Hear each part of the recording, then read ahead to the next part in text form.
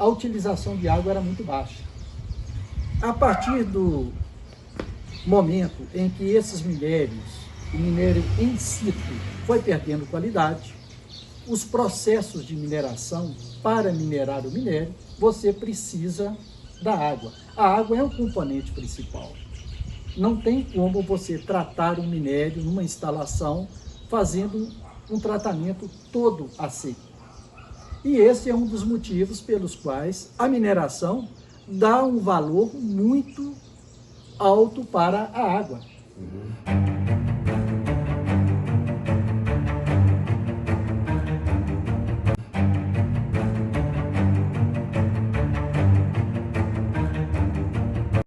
Olá pessoal, hoje estou tendo a grata satisfação de bater um papo com um amigo, Sebastião Costa Filho, o Tiãozinho aqui de Conceição do Mato Dentro. Engenheiro mecânico com experiência internacional. Muito obrigado, meu amigo. Prazer estar aqui com você, Mauro. Dando sequência às matérias referentes ao mês da água, Interlocução Brasil, junto com o site Cidades Mineradoras. Tiãozinho, qual a sua história, qual a sua trajetória? Diga para o internauta. Ok, muito obrigado, Mauro, pela oportunidade, um prazer estar aqui com vocês. Espero contribuir de alguma forma, falando um pouco sobre a minha trajetória e sobre a experiência que tenho também na área da mineração. Eu nasci aqui em Conceição do Mato Dentro, estudei na época curso primário no Grupo Escolar Daniel de Carvalho e fiz o ginasial no Ginásio São Francisco, depois Colégio São Francisco. Aqui de Conceição do Mato Dentro, fui direto para Belo Horizonte e sempre com interesse de trabalhar em área técnica, em área de engenharia, me ingressei no curso técnico de mecânica na Escola Técnica Federal de Minas Gerais, hoje Cefet. Tão logo concluí o curso técnico, isso foi em 76, eu fiz vestibular apenas na Universidade Católica de Minas Gerais, hoje PUC, na época era UCMG, porque eu tinha que trabalhar à noite, tinha que trabalhar de dia e estudar à noite, para poder bancar a minha universidade. Fiz curso de engenharia mecânica e me graduei em 1981. Como engenheiro mecânico, já trabalhava há 5 anos como técnico, tendo experiência em diferentes setores. Comecei trabalhando na área de projetos, trabalhei na Cobrap, na IESA, que é a Internacional de Engenharia, depois trabalhei na Fiat Alice, Tratores e Máquinas Rodoviárias, e trabalhei também na Terex do Brasil, na época General Motors, né? Era GM Terex, depois deixou de ser GM Terex.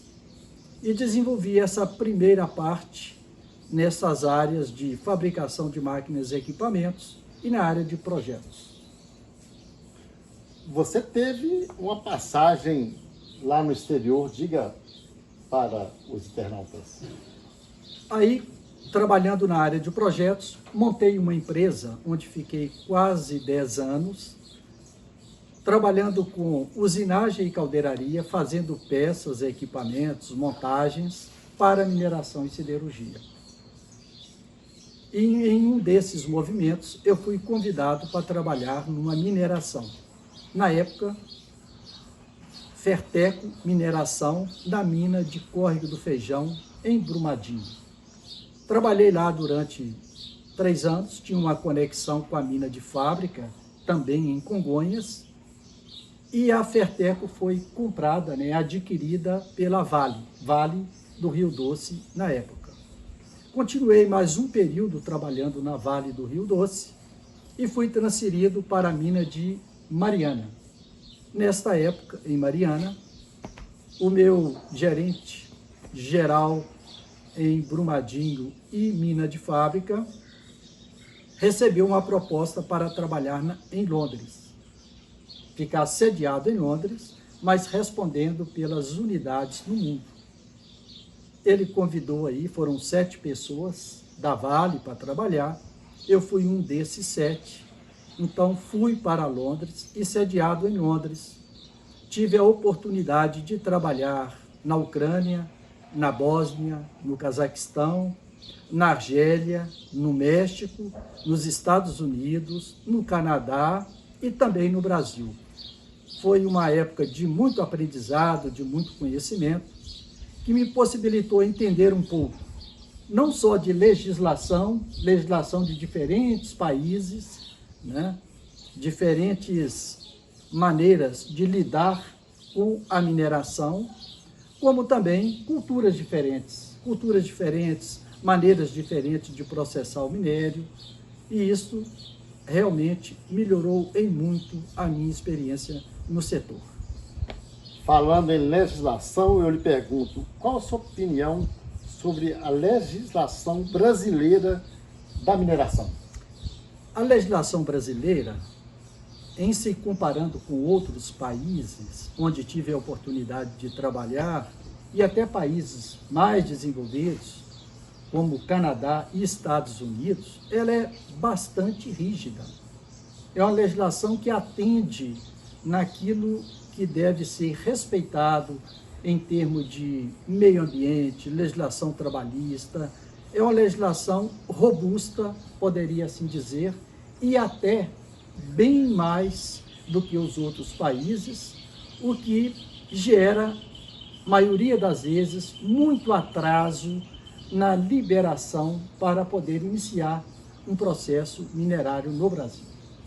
Então, no Brasil, a sua opinião é boa? É boa, a legislação é boa, ela é completa, ela é eficiente, ela cobra realmente da empresa de mineração, e a empresa, para trabalhar aqui, ela precisa de atender a uma série de requisitos, até bem mais complicados do que em outros países. Perfeito. Mineração e seus impactos ambientais e recursos hídricos. O que o senhor tem a dizer? Bom, hoje, com o desenvolvimento da mineração,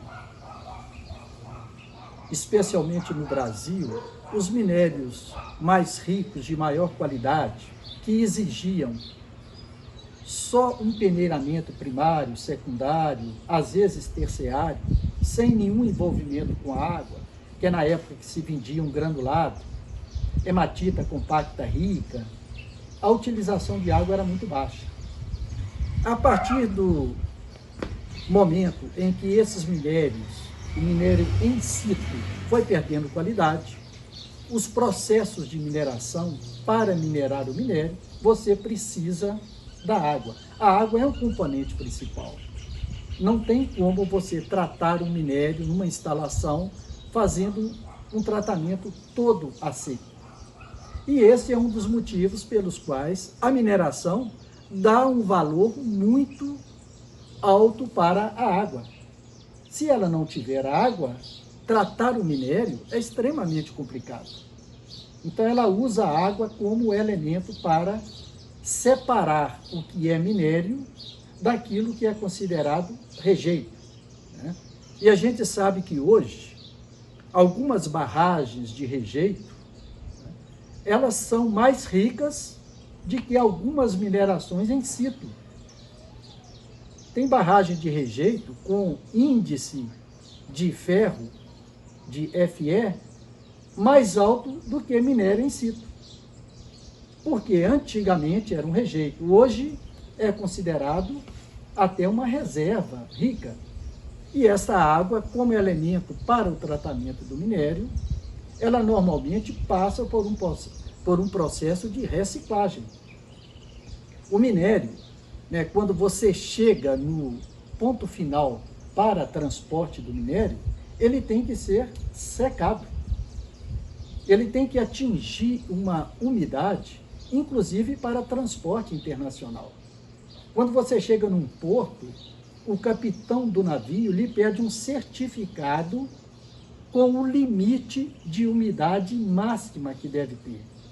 Se não tiver dentro daquele limite, ele não autoriza o carregamento do minério. Por quê?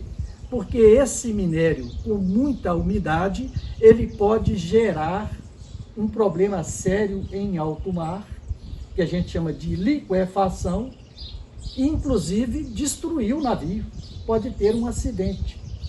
Então o minério, ele vai com a água através do mineroduto da mina até o porto. Chega lá no porto, ele tem que ser, de certa maneira, reduzir a umidade. Quando reduz a umidade, essa água sai.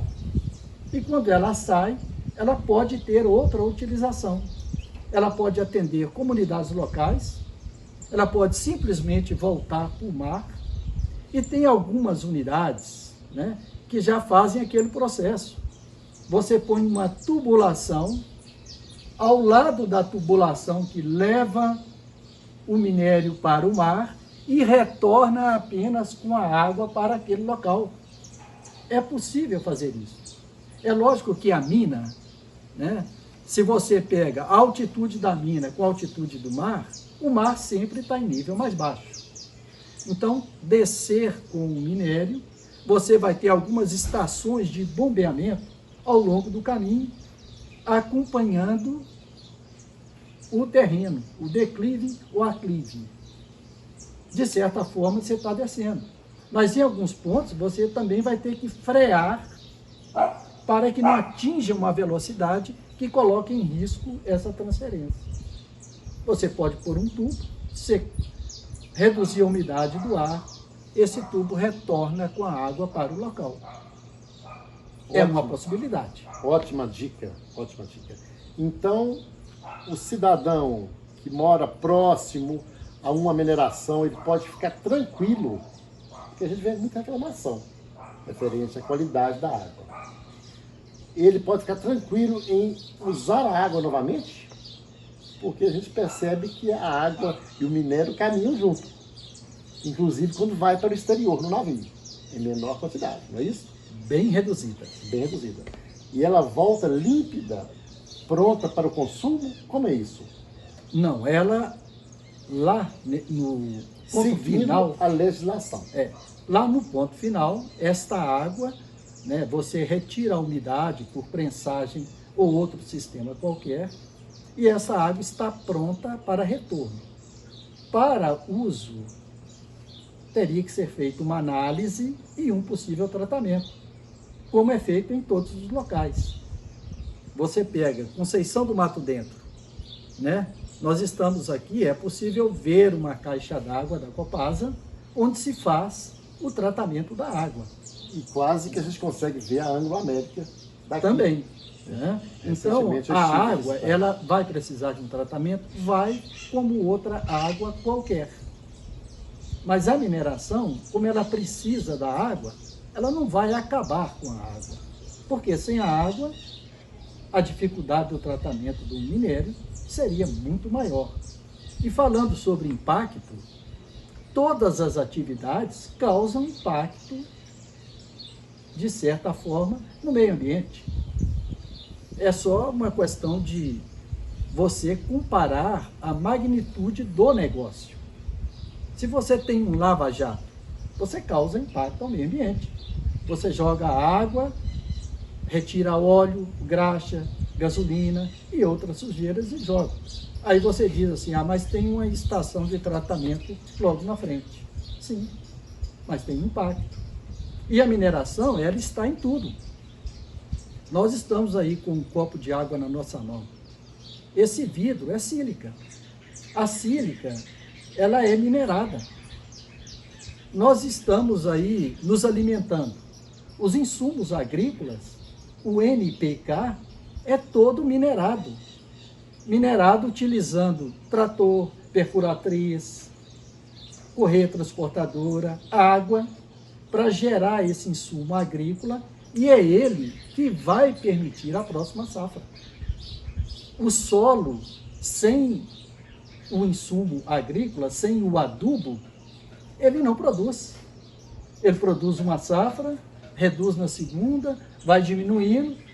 Todo ano, quem mexe com plantação, né, especialmente as grandes plantações de soja, milho, arroz, café, né, você tem que adubar. De onde vem esse Como adubo? as pequenas também. Como as pequenas também. As hortas. As hortas, esse adubo vem de onde?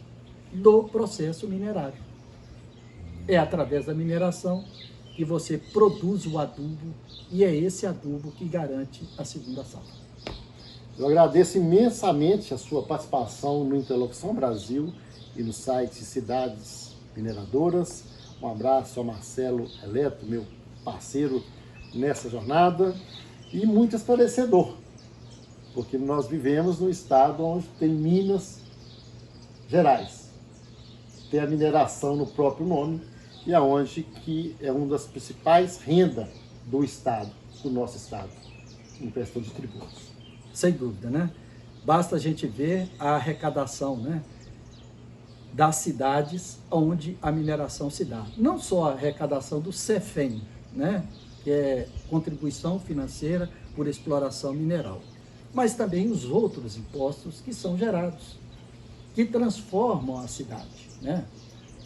O último levantamento, Conceição apareceu como terceira cidade do estado de Minas em PIB per capita, Produto Interno Bruto por habitante. Terceira cidade. Nós nunca pensaríamos nisso. Se a gente pedir a qualquer pessoa para falar 10 PIBs per capita mais alto do estado de Minas, eu tenho certeza que vão se lembrar de Belo Horizonte, Montes Claros, Juiz de Fora, Araxá, Uberlândia, Uberaba, ou Contagem, Betim, de Conceição do Mato Dentro e outras cidades que estão na frente, dificilmente lembrariam.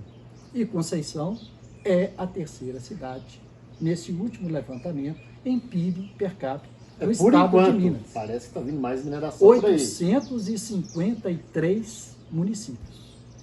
Exatamente. Muito obrigado. Muito obrigado mais uma vez. Prazer.